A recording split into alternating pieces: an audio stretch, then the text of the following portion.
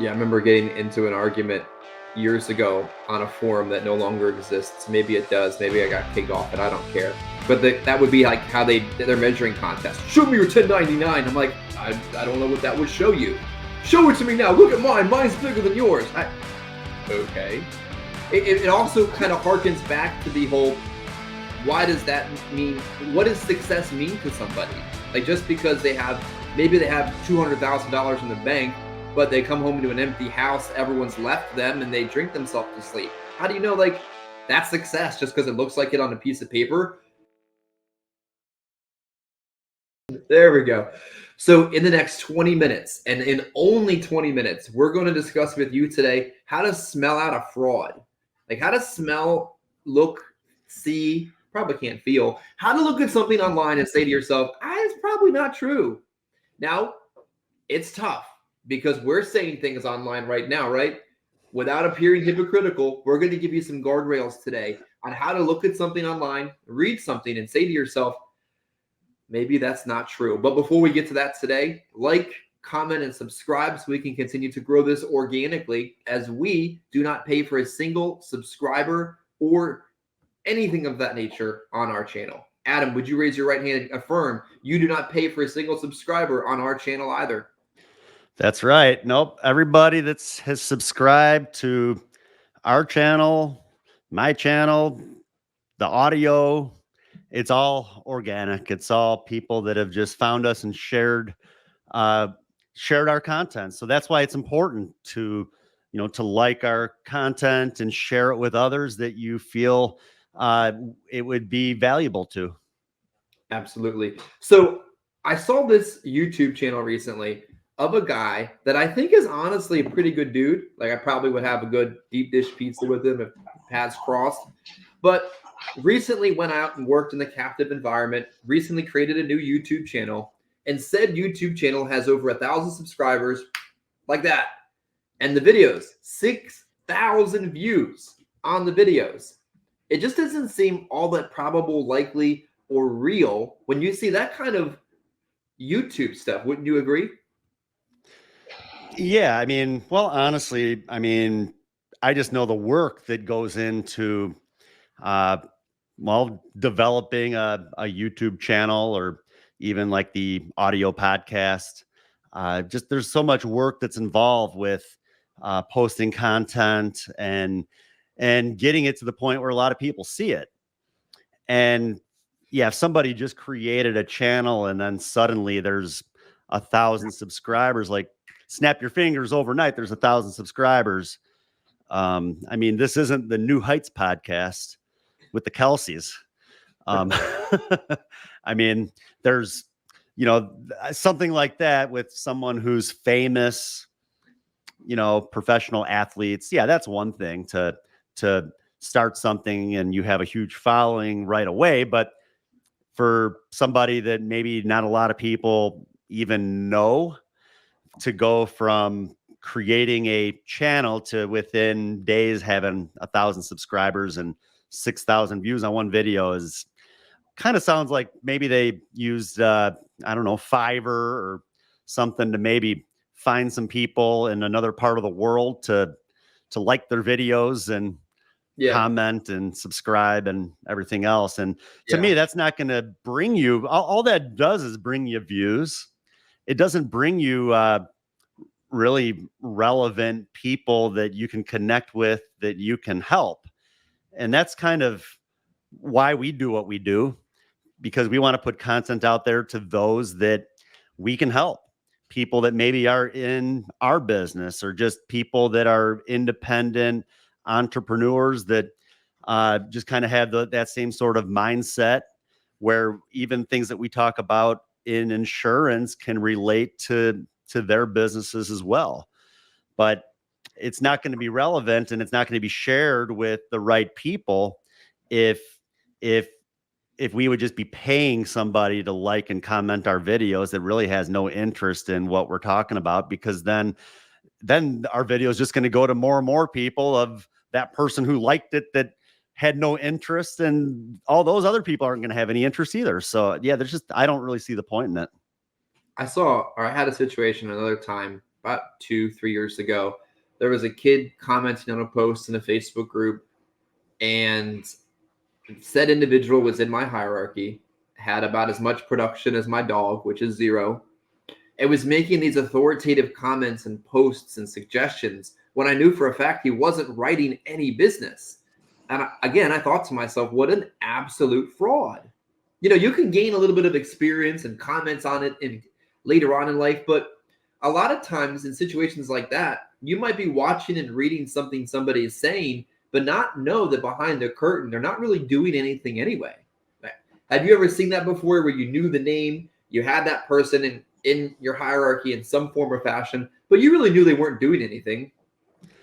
Yeah, I mean, I don't know if I've had that situation, but I mean, I know a lot of people out there that you see posting stuff that really are not producing, and they don't really have a whole lot to kind of back up what they're saying.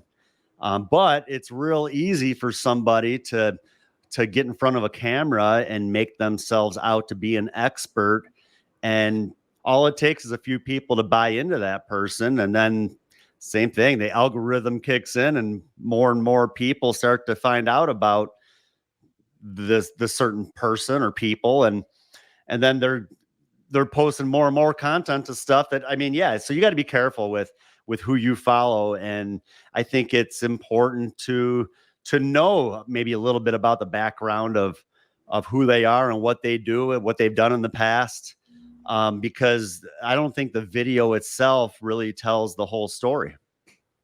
Well, here's a good way to prove or to test or to ask if you're looking to go work with somebody.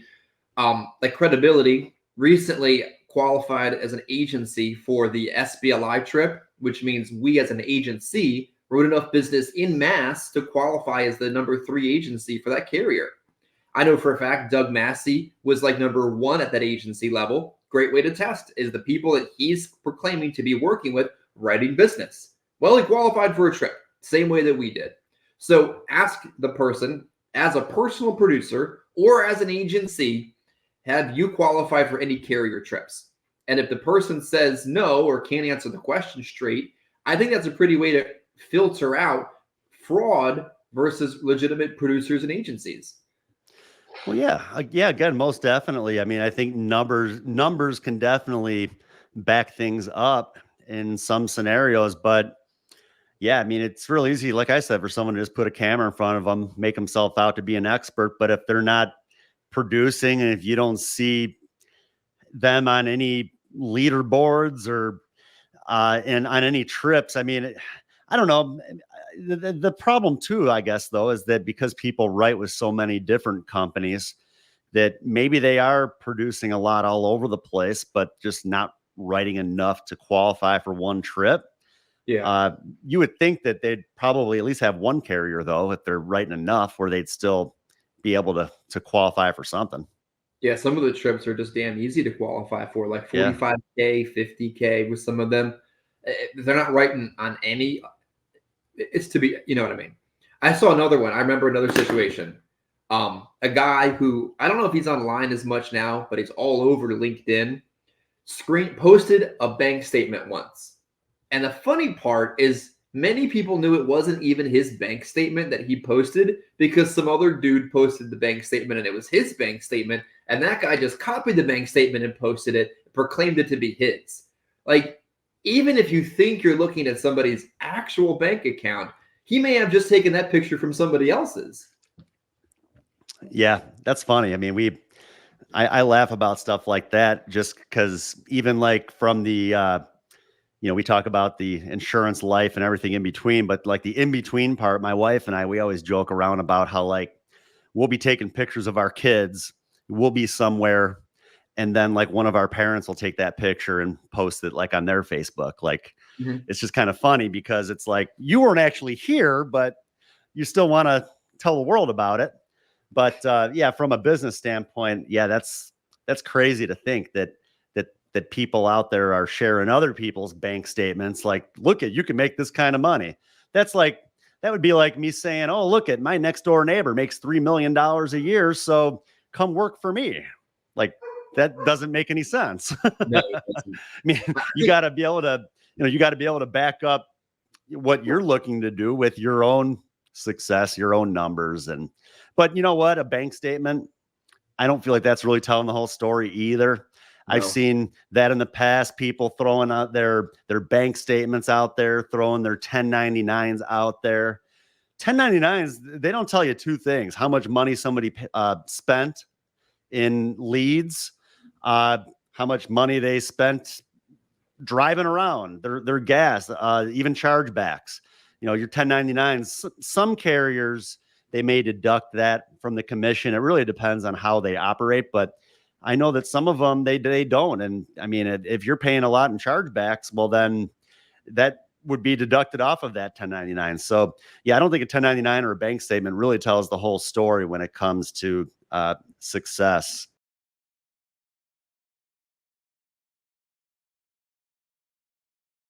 Yeah, I remember getting into an argument years ago on a forum that no longer exists. Maybe it does. Maybe I got kicked off it. I don't care. But that would be like how their measuring contest. Show me your 1099. I'm like, I don't know what that would show you. Show it to me now. Look at mine. Mine's bigger than yours. Okay. It also kind of harkens back to the whole, why does that mean? What does success mean to somebody? Like, just because maybe they have $200,000 in the bank, but they come home into an empty house, everyone's left them, and they drink themselves to sleep. How do you know, like, that's success just because it looks like it on a piece of paper? Success doesn't always have to be what your bank statement says on that piece of paper. And you know what I mean? Yeah, well, you know, like I've said, I mean, I've been on some company trips where people make a company trip.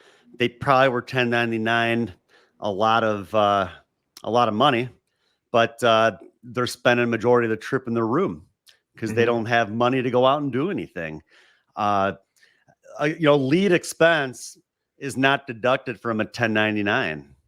And I mean, if you're spending, I mean, you could have a 1099 that shows $200,000, but if you spent $80,000 on leads, did you really have that great of a year?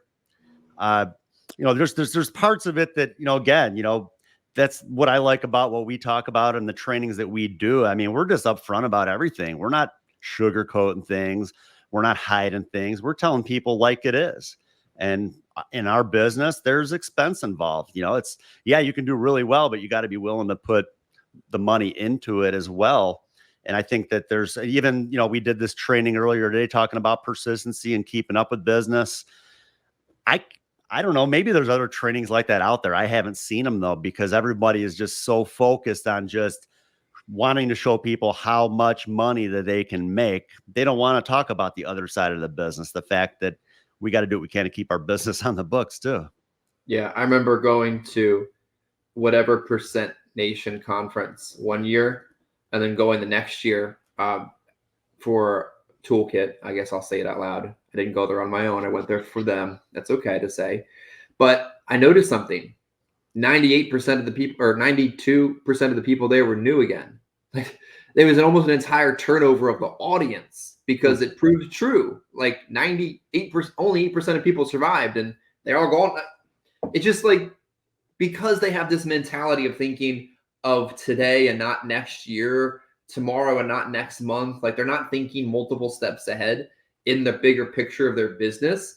That's part of the problem too. Like, nowhere on these social media fraud content conversations is anyone really thinking, what next? Oh my God, I wrote 100K last month. What now? Like, what's next? That's such an important way to look at things and project things and grow things that it's just not discussed enough. Yeah, you know, like I said, I mean, that's what I like about our trainings. Just a lot of this stuff that that people don't think about.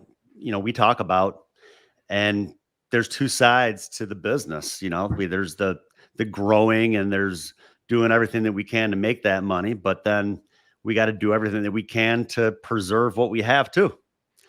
And so, and I think that's the problem. You know, a lot of agents, all they are sold on is the positive stuff. They get hit with a few chargebacks. They freak out about it. They don't know what to do. They're not making enough money to get by, or they get lined up with so many different carriers. They still got to pay other bills. And then they have debt with one carrier, then another one, then another one. And then they're not doing anything to conserve that business or preserve it, and then they're out of the business. So that's why I think it's important to be upfront and straightforward with people and not just sell them on the dream of really what could be. Yeah, it's a good business, been doing it a long time, but there's a lot more to it than just the initial, showing you everything you can to make a sale. And so, yeah, like I said, I think it's good that we're upfront with everybody about this.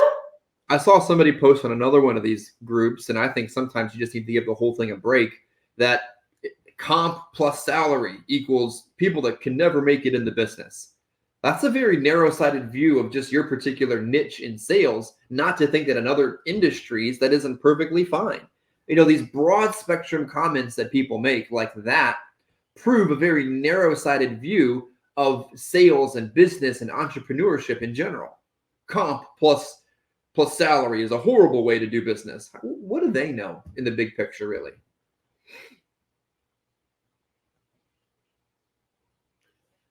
I think you got your mic muted. Sorry, my dogs were barking. Yeah, I think that there's so many different platforms out there in this business that, you know what? I mean, maybe they work, maybe they don't. I think there's a lot of give and take with a lot of those things. You could take a salary, which maybe gives you a little bit of comfort, little, nice little protection there, makes you feel pretty good knowing that you're always going to have that money coming in, but you're giving away a lot of commission.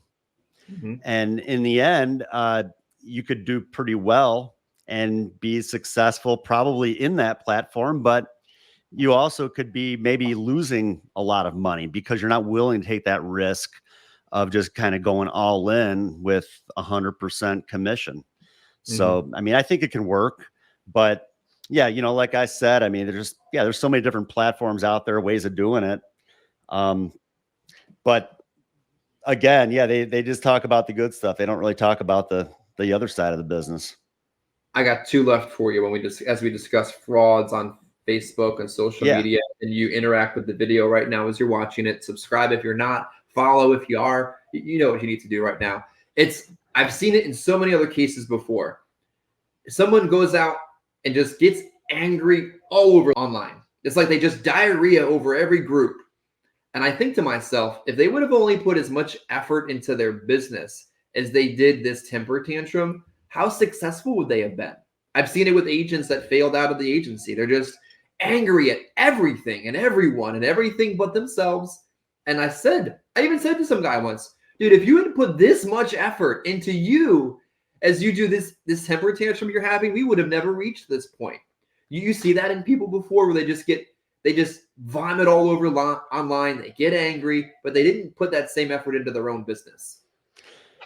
Yeah, I don't understand it. I mean, again, well, when you're posting stuff online too, I mean, you got to remember, like, you don't know who else is seeing that. And, what you're doing is really kind of painting a picture of who you really are as a person.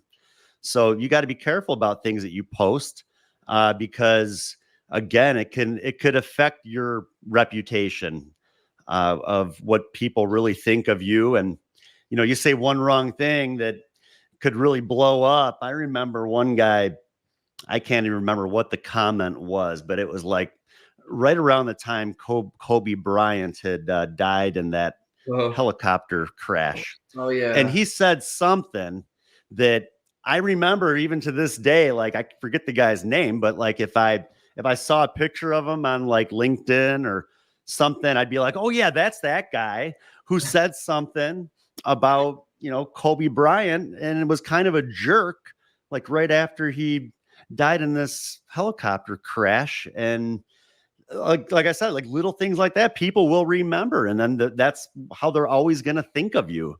And so, you got to be really careful about, the picture that you're painting for yourself. And I just try to be as genuine and upfront as, like I've said before, I am who I am. I mean, I'm not making myself out to be any different than I am. I talk to you on camera just like I'd be talking to you if we were sitting having a beer together.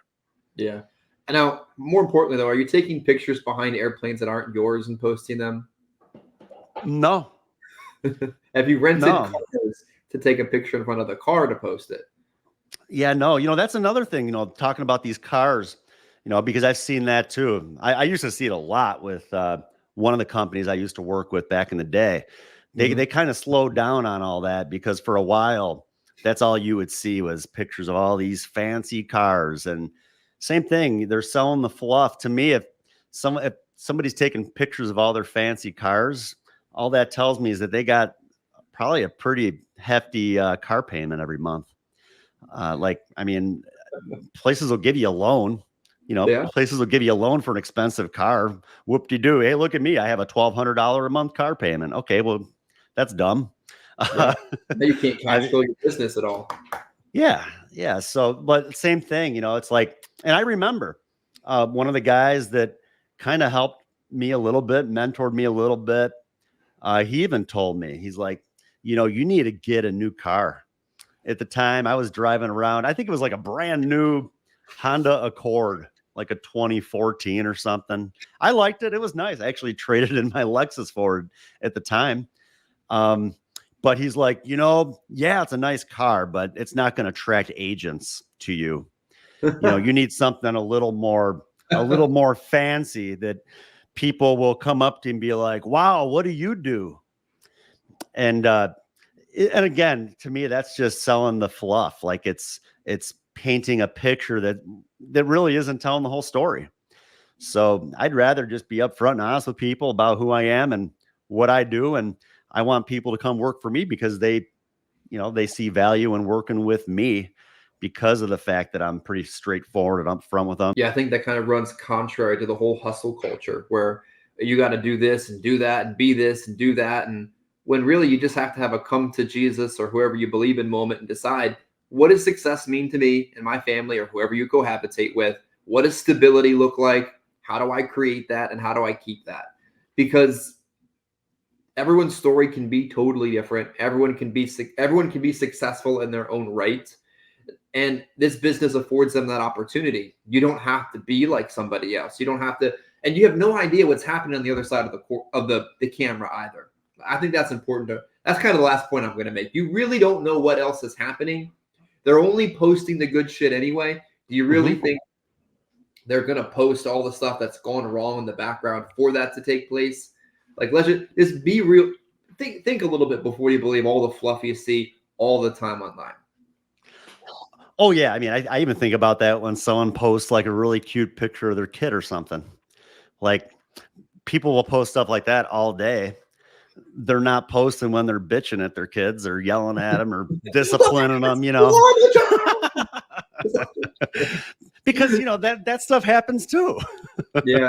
But like, hey guys, at the grocery store can't afford anything while we're here, but you should always follow it. It's like the Christmas cards that you would get in the mail where they send you this long note about just all the great stuff about all the accomplishments of their family this year and just everybody did so good with everything. And it's like, I'd love to know the other stuff because I'm sure it wasn't just all sunshine and rainbows, Yeah, Merry Christmas. Not a single thing went wrong in our family's life. The entire 12 months. Not a single bill was missed, argument had, a meal missed.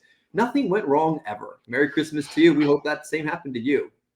It's not real. Yeah, that's it. It's not real. Yeah. But that's, so that would be the analogy of kind of the same when it comes to social media and everybody just painting that picture that everything is just fine and dandy and sunshine and everything else when I'm sure that, not all day, every day goes that way, unfortunately. Yeah. I remember Don said a few weeks ago, maybe a few months ago, everybody has it equally as good and equally as bad. And that's true. Never thought in agency leadership, I'd end up turning into a psychologist at times, but people would call and say, I'm experiencing this. And I know you experienced this. What do I do? And this had nothing to do with sales. Not a single thing to do with leads, carriers, comp, placement. It was life. Like everybody has it just as good and just as bad. It just appears a little bit more fake online than you'd imagine. That's what I got for you today. Yeah. Yeah, you're right. Yep, you're right. I think it's good to, but you know what? That's pretty cool though, too, that when you build up those sort of relationships with people that you work with, where they're willing to open up and ask for advice on things like that outside of just business. Mhm. I mean, it shows that you're doing a good job with everything if people are willing to, look up to you and ask you about other stuff too that's outside of just talking about work and going out and working leads and all this other stuff. Yeah, we all live, like, we all have lived it. Or if you're not the only one going through it, if you feel that way, you probably need to evaluate the audience in which you surround yourself with, because we all go through it. We've all been through it, rather currently going through it, just going through out of it, or going through it again. So everyone deals with the same struggles. It's just some people manage to compartmentalize them and go to work, and others just dwell on them and fail out of the business.